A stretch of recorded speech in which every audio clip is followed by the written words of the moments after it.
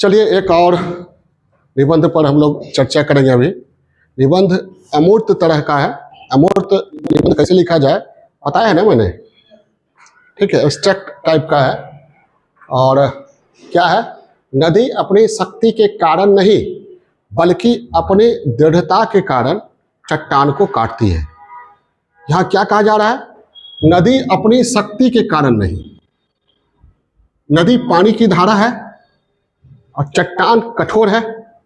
पानी की धारा, पानी में क्या होता है, लिक्विड है, उसके अणु असंगठित होते हैं, उतने संगठित नहीं होते जितने चट्टान के। तो चट्टान काफी मजबूत होता है। तो नदी चट्टान को तत्काल काट नहीं पाती है, लेकिन वह लगी रहती है अपनी दृढ़ता। दृढ़ता मतलब क्या, निरंतर एकाग्र होकर लगी रहती है, निरंतर एकाग्र होकर प्रयासरत रहना, प्रयास करते रहना, हार नहीं मानती है। और अंततः क्या होता है, लंबे समय में, वर्ष दर वर्ष, सैकड़ों वर्षों में चट्टान को, पहाड़ को बालू के कण में बदल देती है। नदी जब चट्टान के बगल से गुजरती है तो तत्काल लगता नहीं है कि वह कभी चट्टान को काट पाएगी, पहाड़ को काट पाएगी। लेकिन एक समय ऐसा आता है सदियों में, तो नदी के तलहटी पे, या नदी जब बाढ़ में बालू लाती तो बालू कहां से आता है, वही सैकड़ों साल पहले जो काटना शुरू की किसी पहाड़ को, चट्टान को, उसको किस में बदल देती है, बालू के कण में बदल देती है। इसका थीम क्या हुआ, नदी मतलब क्या, कोई भी व्यक्ति जो शक्तिहीन है, जिसके पास संसाधन नहीं है, कमजोर है। और चट्टान क्या हुआ, लक्ष्य, या लक्ष्य में बाधा। चट्टान लक्ष्य भी हो सकता है और लक्ष्य में बाधा भी हो सकता है। तो कह रहा कमजोर या शक्तिहीन व्यक्ति भी, कमजोर व्यक्ति भी अपनी दृढ़ता, मतलब निरंतर प्रयास, लगन, क्या लगन, कठोर परिश्रम। दृढ़ता मतलब यही हुआ, दृढ़ता का अर्थ विस्तार कीजिए, कठोर परिश्रम, न झुकने की जिद, न रुकने का जज्बा, न रुकने का जज्बा नदी की तरह होना चाहिए। दिन रात 24x7 लगी रहती है, किसको, चट्टान को काटने में। जो चट्टान उसके लक्ष्य में बाधक है। नदी का लक्ष्य क्या है, महासागर, बाधक है चट्टान। चट्टान को बाधा बनने नहीं देती है, चट्टान को चूर्ण में बदल देती है और सागर तक का अपना सफर तय करती है। ठीक है, अपने लघु अस्तित्व से विराट अस्तित्व तक पहुंचती है नदी। छोटी धारा से विशाल समंदर में समाहित होती है। तो ये चट्टान को काटती है। थीम समझ गए, नदी कोई व्यक्ति हो सकता है, आप भी हो सकते हैं, नदी दशरथ माझी भी हो सकते हैं। कितना सटीक बैठता है दशरथ माझी की कहानी पर। उनके पास संसाधन नहीं था, पहाड़ के सामने उनका व्यक्तित्व कुछ नहीं था। व्यक्तित्व में, लेकिन व्यक्तित्व में क्या थी, दृढ़ता थी। संसाधन कुछ नहीं था, केवल छेनी और हथौड़ी लेकर 22 वर्षों तक निरंतर चलाते रहे छेनी और हथौड़ी। और उन्होंने क्या किया, पहाड़ का सीना चीर कर रास्ता तैयार कर दिया। ठीक है, क्लियर है। मानव जब जोर लगाता है, पत्थर पानी बन जाता है। तो इसका थीम समझ गए, थीम समझ गए ना। शक्तिहीन, विपन्न, कमजोर, गरीब, ठीक है, एकदम निम्नतम पृष्ठभूमि से आया हुआ व्यक्ति भी अपने निरंतर कठोर परिश्रम के बल पर महान से महान लक्ष्य को प्राप्त कर सकता है। लक्ष्य में जो भी बाधाएं हैं उनको दूर कर सकता है। ये थीम हुआ ना, समझ आई बात, क्या थीम क्या हुआ, कमजोर पृष्ठभूमि,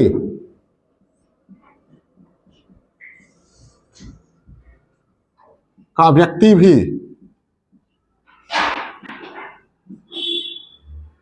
अपने अपने निरंतर कर्मनिष्ठा,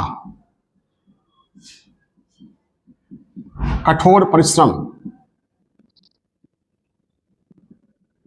के बल पर दुर्गम लक्ष्य, महान लक्ष्य, टारगेट को भी प्राप्त कर सकता है। या लक्ष्य में बाधक, लक्ष्य में बाधक किसी भी पहाड़ जैसी बाधा को भी, पहाड़ जैसी बाधा को भी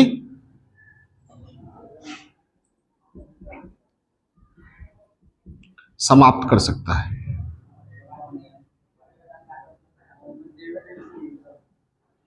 क्या जरूरत है? निरंतर, जिस तरह नदी निरंतर लगी रहती है चट्टान को काटने में, और तत्काल क्या करती है? चट्टान नहीं करता, रास्ता भी अपना निकाल लेती है। निरंतर कठोर परिश्रम, कर्मनिष्ठा के द्वारा महान लक्ष्य को प्राप्त कर लेती है। या लक्ष्य में जो भी बाधाएं हैं उनको बाधा नहीं बनने देती है, बाधा को ही समाप्त कर देती है। चट्टान को किस में बदल देती है? नदी चूर्ण में बदल देती है। क्लियर है? अब आइए, थीम समझ गए, अब चलते हैं कहाँ? भूमिका में। भूमिका में बहुत सारी भूमिकाएं हैं इसके लिए।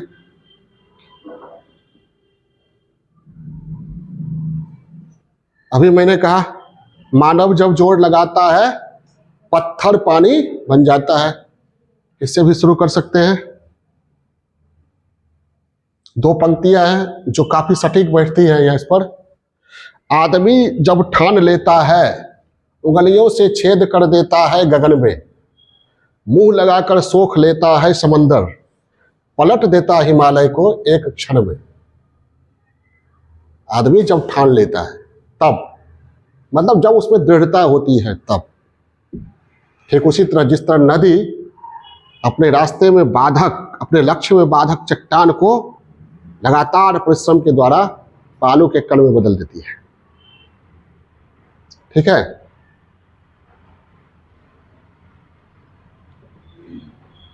हमारी उड़ान देखनी हो तो आसमां से कह दो कि थोड़ी और ऊंचाई बढ़ा ले।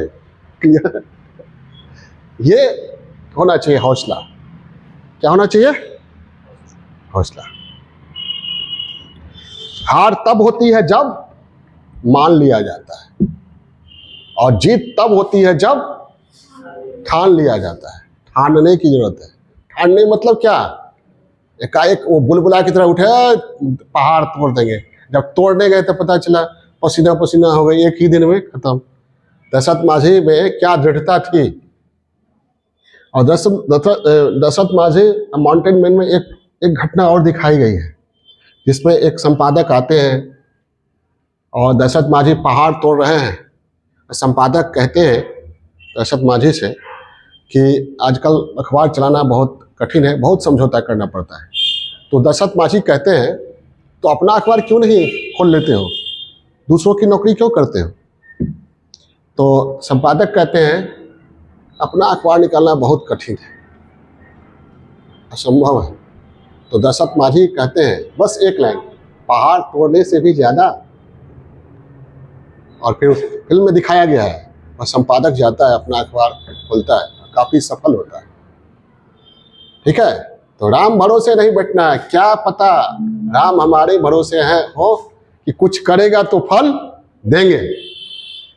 ठीक है? ये क्या हो गया? भूमिका में सारा कुछ लिख दीजिएगा। और इसकी भूमिका में आप खरगोश और कछुआ का भी दे सकते हैं। कछुआ सो गया, कछुआ नहीं, खरगोश सो गया और कछुआ क्या किया? निरंतर चलता रहा ना। अंत में जीत किसकी हुई? कछुए की जीत हुई। धीमा धीमा ही सही, खरगोश के आगे कछुआ कुछ नहीं था।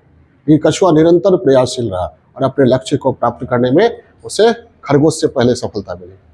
ठीक है, भूमिका एक और बहुत छोटी सी कहानी है, बहुत रोचक कहानी है। दशरथ माझी ने ही ये कहानी को सुनाया था जब वे जीवित थे। सीएम हाउस में उन्होंने सुनाया था। सीएम हाउस में उनका स्वागत हुआ तो उनकी ख्याति जब फैली थी तो उन्होंने सुनाया था। कहानी बड़ी रोचक है। ठीक है, तो कहानी ये है कि समुद्र के किनारे एक छोटी सी चिड़िया अंडा देती है। समुद्र की लहर अंडा को बहा ले जाता है। चिड़िया जब आती है तो देखती है अंडा नहीं है, फिर समुद्र से कहती है हमारा अंडा लौटा दो। समुद्र ठहाका मार के हंसता है, तुम्हारे अंडे कहाँ चले गए मुझे पता नहीं, हमारे किनारे तुम्हें अपना घोंसला बनाना ही नहीं चाहिए, अंडे देना ही नहीं चाहिए। ठीक है, तुम हमारा दायरा जानती हो ना, हमारी विशालता जानती हो ना, तुझे अपनी तुच्छता का एहसास नहीं हुआ। चिड़िया ने कहा तुझे बहुत घमंड है अपनी जलराशि पर, विशालता पर। ठीक है, तुम्हें तुम्हारे घमंड का दंड मैं अवश्य दूंगी। फिर समुद्र ठहाका लगाकर हंसा। छोटी सी चिड़िया क्या घमंड, क्या हमें दंड देगी? आसपास के पशु पक्षी भी कहने लगे गंगा जमुना कितनी विशाल नदियां निरंतर इसको पानी देती रहती है, समुद्र को, इसकी विशालता निरंतर बढ़ रही है, तुम इसका क्या कर सकती हो? चिड़िया बोली इसका पानी मैं सोख लूंगी। सभी लोग हंसने लगे। ठीक है, ये चिड़िया में दृढ़ता थी। और चिड़िया ने क्या किया, चिड़िया कहती है मैं आज से ही तुम्हारा पानी खत्म करने का प्रयास शुरू करती हूँ। और चोट से बूंद बूंद पानी भरकर वह नीचे बालू पर गिराने लगी। समझ आई बात? गिराने लगी। आसपास के पशु पक्षी हंसने लगे। इससे कभी समुद्र सूखेगा क्या? समुद्र का पानी तो निरंतर बढ़ता है।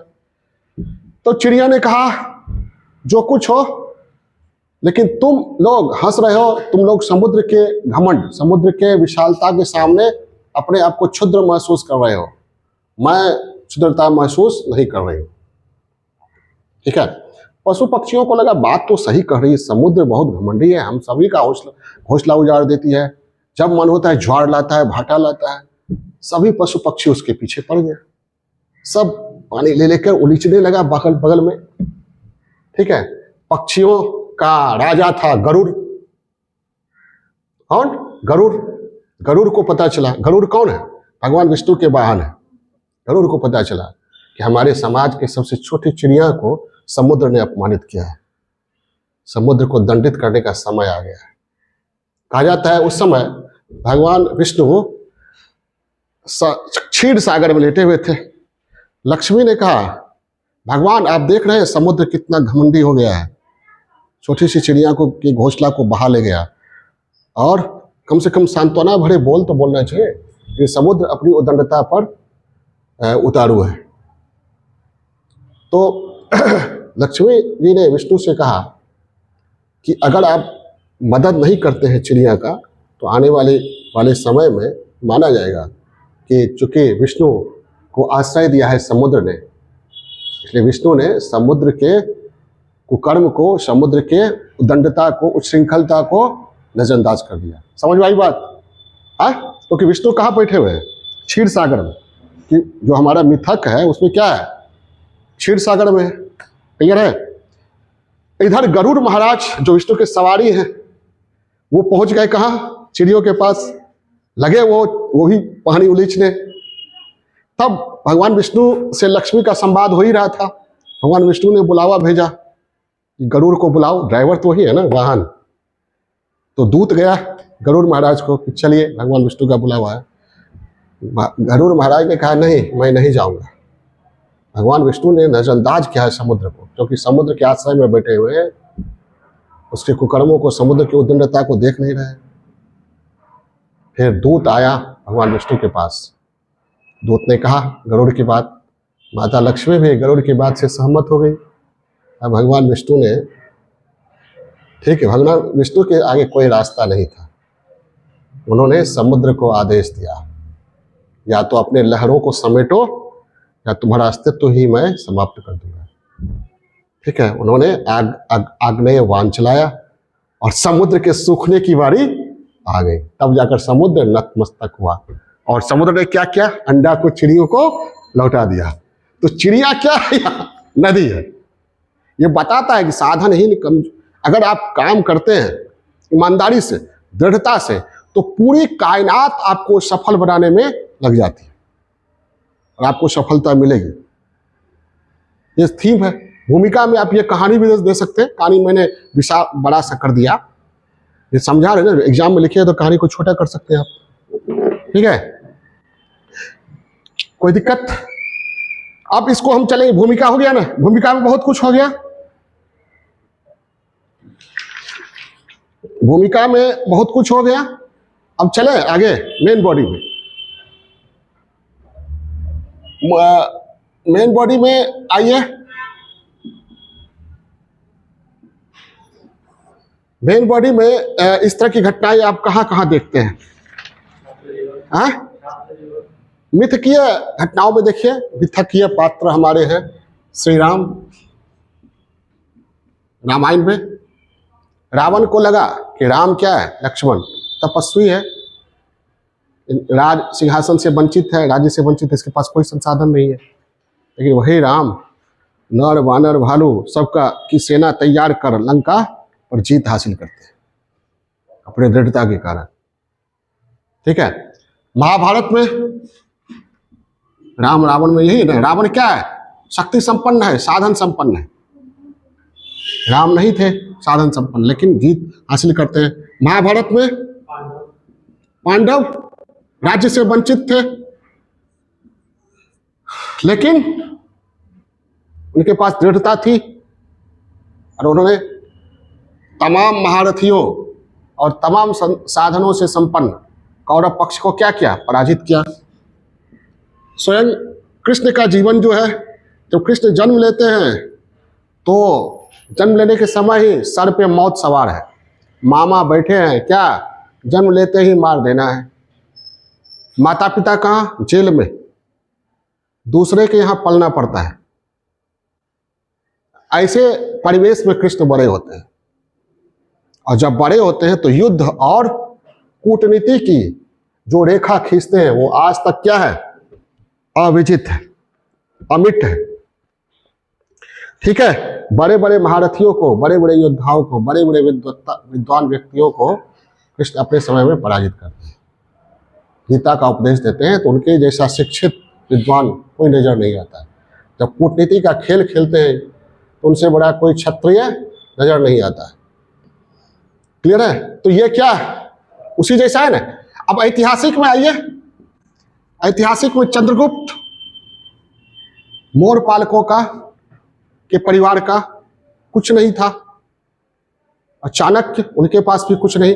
ये दोनों ने मिलकर क्या किया, न केवल पूरे भारत को एकीकृत किया, बल्कि आक्रांता सेल्यूकस को पराजित करके उसका इलाका ही छीन लिया। और जितने बड़े इलाके में चंद्रगुप्त ने शासन किया, उतना बड़ा इलाका फिर उसके बाद कभी भारत का नहीं हो सका। हिंदू कुश से लेकर हिंद महासागर तक चंद्रगुप्त के पास क्या था, कुछ था, लेकिन थी क्या सबसे बड़ी, दृढ़ता। क्या थी, दृढ़ता, निरंतर कठोर परिश्रम। महाभारत में ही एक पात्र है, एकलव्य है। द्रोणाचार्य ने शिक्षा नहीं दिया, स्वाध्याय के बल पर द्रोणाचार्य के सबसे प्रिय शिष्य अर्जुन से भी बड़ा धनुर्धर बनकर एकलव्य ने दिखा दिया। तो नदी अपनी शक्ति के कारण नहीं, दृढ़ता के कारण चट्टान को काटती है। कई सारा एग्जाम्पल है, ऐतिहासिक हो गया। अब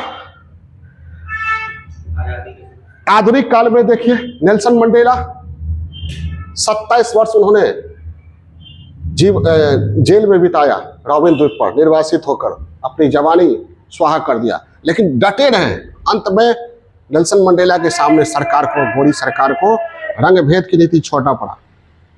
नेल्सन मंडेला की जीत हुई। कुंवर सिंह 80 वर्षों की हड्डी में जैसा जागा जोश पुराना था, सब कहते हैं बाबू कुंवर सिंह बड़ा वीर मर्दाना। सब लोग अंग्रेजों के पिट्ठू थे, बड़े बड़े जमींदार रजवाड़े, लेकिन कुंवर सिंह 80 वर्ष में भी उन्होंने तलवार उठाकर अपने दृढ़ता का परिचय दिया।